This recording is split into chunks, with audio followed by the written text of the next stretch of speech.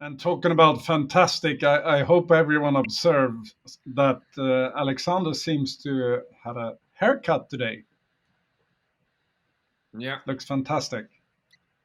Now when we started to record with video as well, I felt it was very much needed. So good.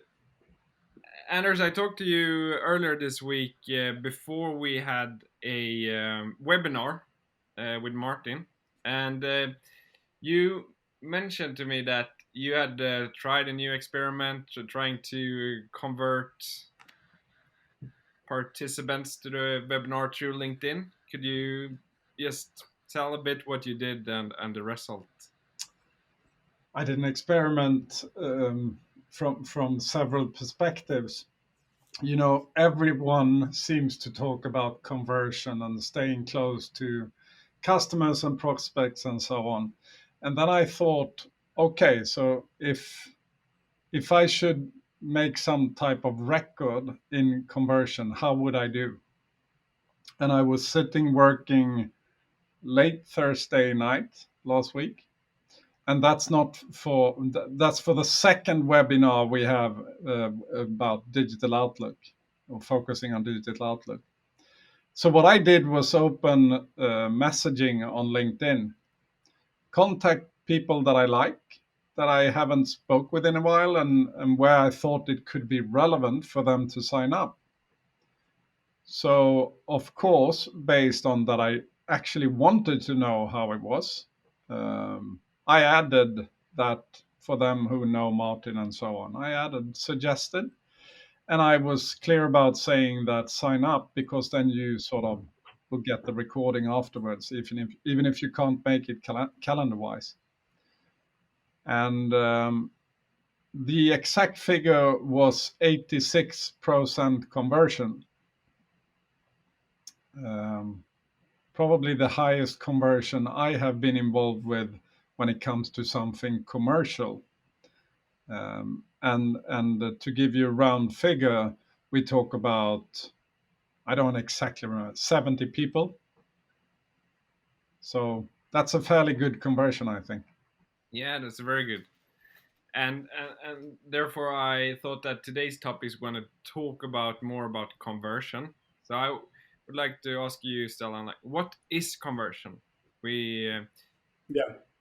we hear it a lot, and it's kind of a buzzword. And so, but what is Well, it? at its core, it's quite simple. It's what happens when a visitor on your site or in your app or whatever it is uh, does something that you want them to do. So completes a goal of some kind.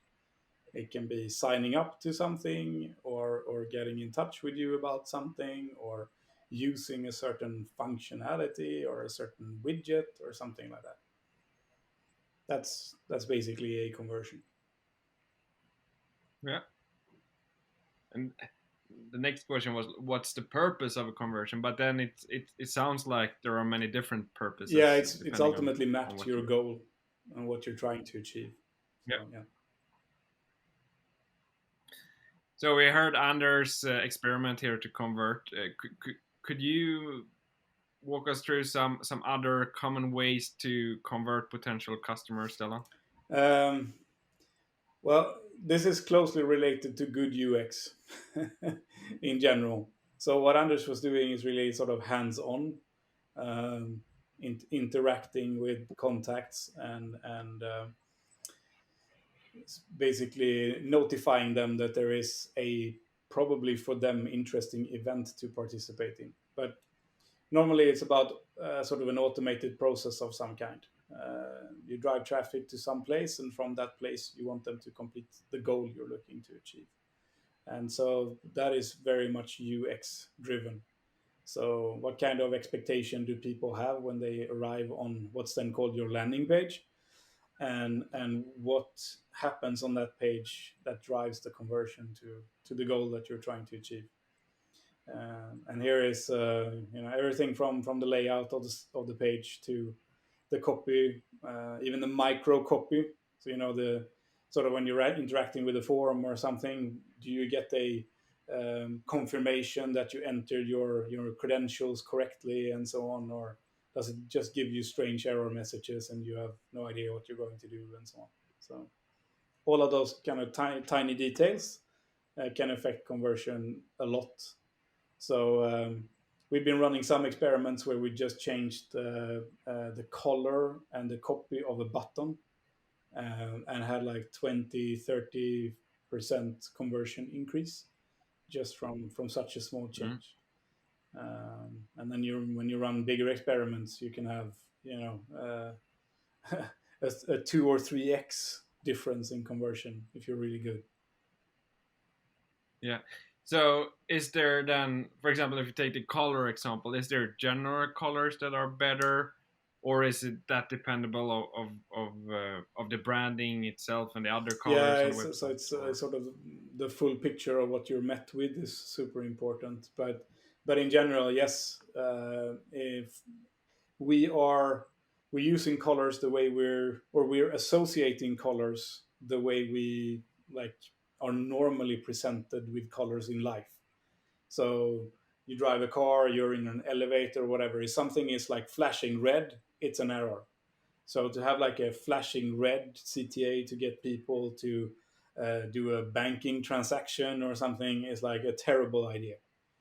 So there are these kind of general rules that you have to adhere to. But other than that, yes, it's very much down to sort of the branding and the full picture of what you're looking at, what kind of colors you should be using. Stellan, that was fine. Could you give us more examples of terrible ideas when it comes to UX and conversion? Oh, well, I've come across a few, but no, it's. I think sometimes the key thing is you wanna isolate your experiments, and you want to run experiments that make a difference. So what you want to do is you want to have sort of a platform to stand on that's based on best practice. But then in each individual case, you want to apply A/B testing or multivariate testing to drive the conversion rate. And when you do that, it's more common that you are a bit surprised to say that, aha, okay, that worked, much better than I had anticipated, and so on. Just because the scenarios are different, target audiences are different, cultures are different, and things like that. So sort of base the starting point on what's known, but then really apply what's referred to as radically different design. Try a lot of different options to try to drive the conversion and to see what works and what doesn't work. Yeah. Anders, how much time would you say that you spent on your experiment, reaching out to 70 people? Not certain, but perhaps 2.5 hours. Yeah. But you have to remember, taking that as an example of conversion is that maybe someone signed up to be nice to me. Maybe someone was actually really interested. There's always different sort of preferences, but the nice thing to work with conversions with friends is that if you are relevant, you're welcome back. And the good thing is that if someone now listens that signed up and perhaps attended the webinar, if they really enjoyed it, or if they liked the recording afterwards, and it helped them in any way, okay, then it was a good conversion last Thursday. Good suggestion, good outcome. The relation will continue in as least as good way. But the good thing to do it with well-known people through LinkedIn is that, as Stellan said in an episode, proof is in the pudding. That's exactly what I mean. Sometimes B2C brands seem to forget that I think things about their brand as well, doing their automation. I was thinking just today, when it comes to conversion, on a well-known Finnish brand that sells a lot of nice stuff for your home. I bought, let's say, lounge furniture for the house a couple of days ago. And today they send me and say, this weekend we have a reduction of price for 10 to 40%. That's when intended conversion hits the other way. Yeah. Why didn't I get that price reduction when I bought it a week ago? So the advantage to do sort of nurturing of known contacts and trying to make them to convert to things is that you need to put it sort of in a different scenario than if you throw out things automated and try to achieve conversion. You follow how I think, Stellan, right? Of course. So your goal here, Anders, was to convert people to participate in the webinar. Could you give some examples of other goals in about conversion, like in the customer journeys? I mean, firstly, like I was spinning now, that if you, for example, take in Suma's case, we have 2,000 plus relevant contacts that we have legal basis. They have asked us to alert them and keep in touch and so on. And if you only think from the inside, okay, you want everyone to convert to purchase things every day, but everyone is not in that mood right now. Someone is in between jobs. Someone is in a position right now where our services are not relevant. Someone is just about to buy exactly what you can use Suma for, and etc. So you have to differ between a supplier's egoistic conversion targets and the situation that people are in. And I mean, if you just look at Suma, there's a huge amount of possible conversions that you can do on a daily basis. You can do a conversion that you download something. You can do a conversion that you buy something. You can do a conversion that you open an email. You can do a conversion that you open the email and go to the link and go to the download. I mean, there's tons of conversions, but usually in Suma, the only conversions that we talk about are the ones who are transactional, meaning that you actually take a step in your life cycle. And then it's easy to think that you only talk about prospects or potential customers, but it's exactly the same with one of sort of our friends that have been buying things from us for 15 years. Those conversions are as interesting if we talk about transactional conversions. But I mean, fulfilling an MPS form or fulfilling a survey about the cooperation the last year between us and a friend or a client. That is also conversions, but when we speak about conversions, we speak about transactional conversions or very close to the commercial part. Um, and to throw something in here, sadly, it's still around that real companies and their suppliers talk about conversions when it's only traffic, meaning how many came to our site. For me, it's a prerequisite to reach the conversion, but it's only the prerequisite to reach the conversion. Do you have anything to fill in there, Stellan? Yeah, it's if your job is to sort of optimize the ad, for example, then in Anders' case, you can say that well the click through to the site from the ad is your conversion, but that's not what the ultimate goal of the campaign is to drive something else. So from that perspective, it's a prerequisite for the conversion rather than the conversion itself, so to speak. So depends on what the goal is of the person that is actually looking at what's happening as well. So it's sort of multiple dimensions in this discussion. Yeah.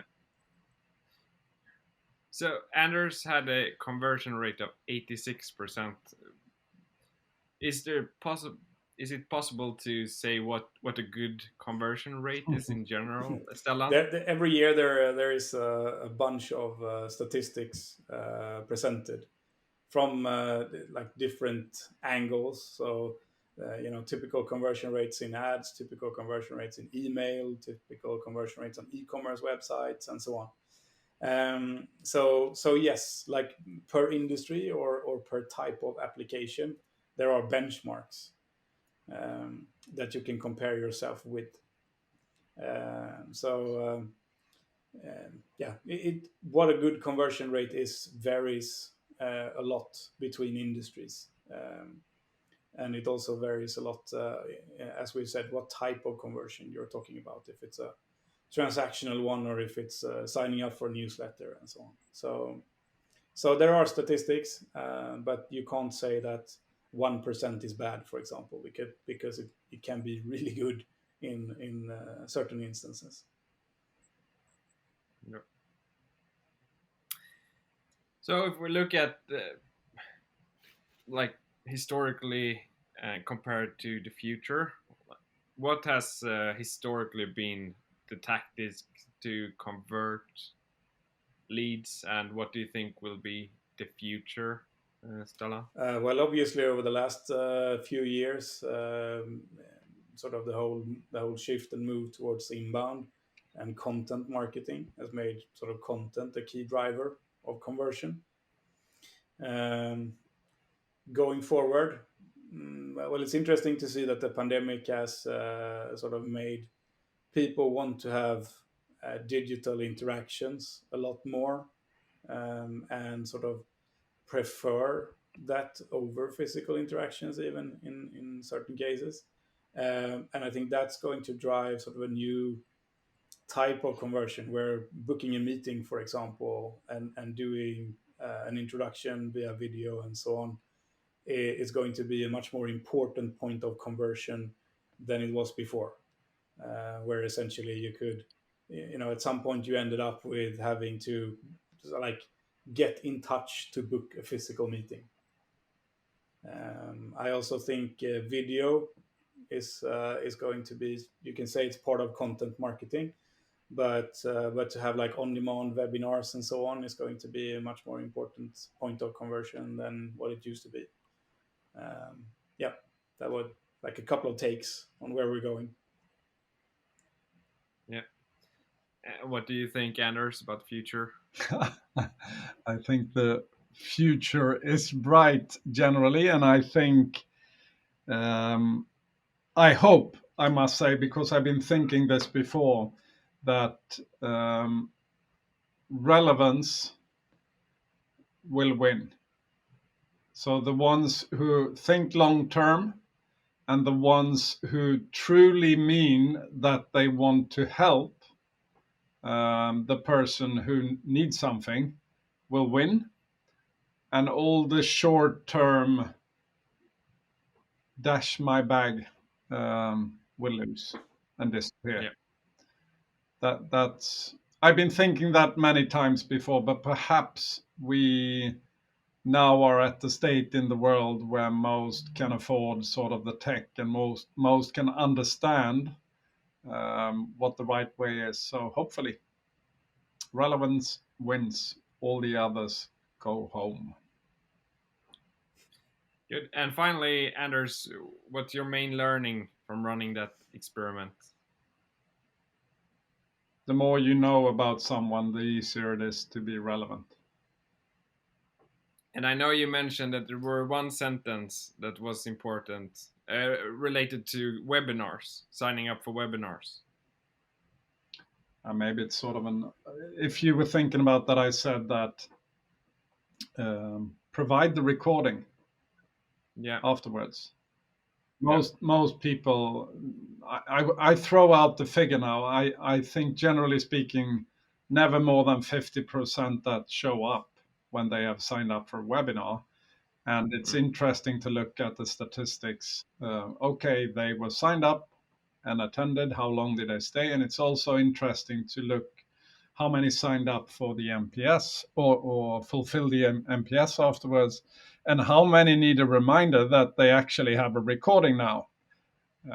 Do that in a nice way. Make sure that the contact owner watches the data and reminds in a friendly and nice way. Whether it's automated or not is just up to the relevance and the tone of how you do that. Whether it's automated or it's sending a manual mail or calling someone or mentioning in a video meeting and so on.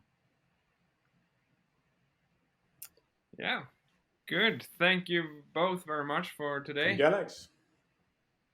Thank you, Alexander.